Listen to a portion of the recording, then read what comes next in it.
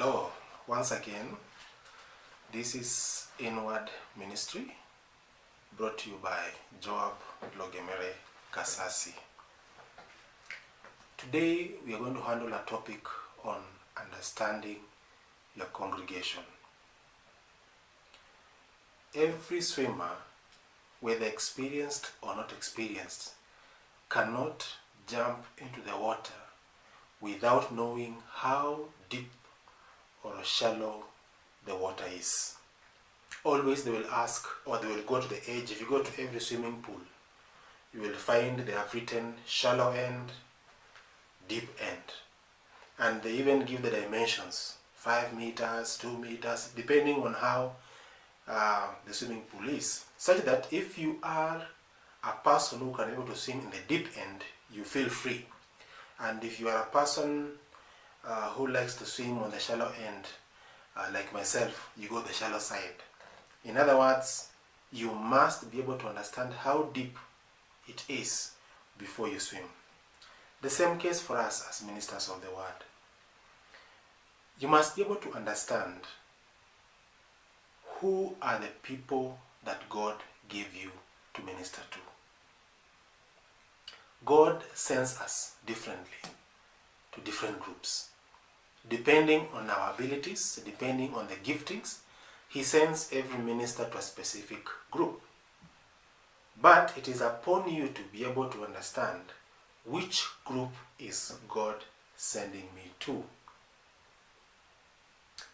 The key thing to remember as you go to minister to these people, as you try to understand them, is that irrespective of that audience, please know they are God's people. Treat them with respect, love them the same way God loves them, and be able to serve. Most urban churches is like a mixed grill, has so many groupings. And these groupings occur either because of language. You might find an urban church where people are from different languages, both international and local languages. Culture, because in an urban setting you'll find people are from different cultures. You'll find social class differences. There are some who belong to the high-end part of the market, others belong to the low-end part of the market, and they all come to church. Issues of race. You might find an urban setting where we have different races. Gender, men, female. Also age groups. You might find young people, elderly, the youth, and all these people are looking to you as a minister to be able to minister to them. When they come on Sunday or whichever day of the week and they look at you in the pulpit, the young people are waiting for you, the elderly are waiting for you, the women are waiting for you, the men are waiting for you, and you must satisfy them as a minister. The best way to help you as a minister to understand your congregation, number one, you can begin by having the small groups. The small groups, the small groups help you to be able to understand them through the various leaders, so that the various leaders become a source of information to you. So the small groups come in very handy. Like you might discover some churches might decide to go for Bible studies, so that you say, in this group you have Bible study for the women, Bible study for the men, Bible study for the youth, or whatever area you'll come up with. Those small groups will come in handy. And the leaders of those small groups will be able to brief you as a pastor or as a minister of the congregation that they have. That in my area, in our Bible study, we have 1, 2, 3, 4, 5 people, and that gives you a lot of information. The second thing is that you can decide to update your membership register. I know this might not, most churches don't actually have a church register. It's important you have a church register. Just trying to know who are your members. We have experienced and heard where some people have gone when they need services from church. Either maybe they are bereaved, or they want to do a wedding, or they want a child to be dedicated, and then they are asked, but who are you? They are not known in that church. So it's important you update your church register.